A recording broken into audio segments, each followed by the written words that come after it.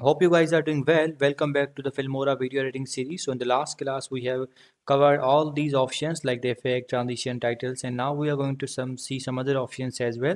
So for example, here's the video. So I'm going to double click on the video.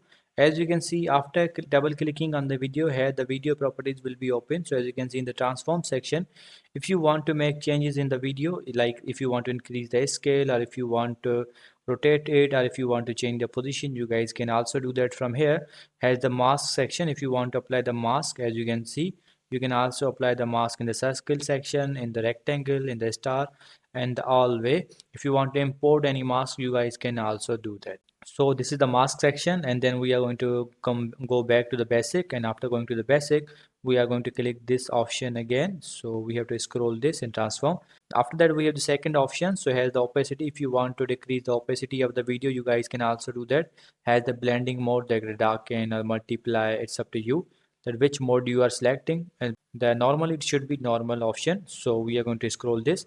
As you can see here, the motion tracking. If you want to apply the motion tracking, you can also do that. You have to apply the motion tracking as well. So I'm going to off this one. Has a stabilization. If you want to apply the stabilization, you guys can also apply that. It is not necessary to use these all options in a one video. It's up to your video need. If you need a stabilization, you guys can use that. If you need a chroma key, you can use that.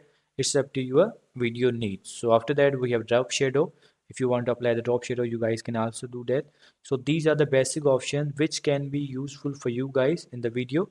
It can be needful and useful for you guys. So I hope you guys understand this video, that how you can use these basic options. And after that you have an audio section as well. If you want to make changes in the audio, you have a color section, you have an animation section, you can apply these all effects on your video. So I hope you guys understand this video, that how you can use these properties. So see you guys in the next video.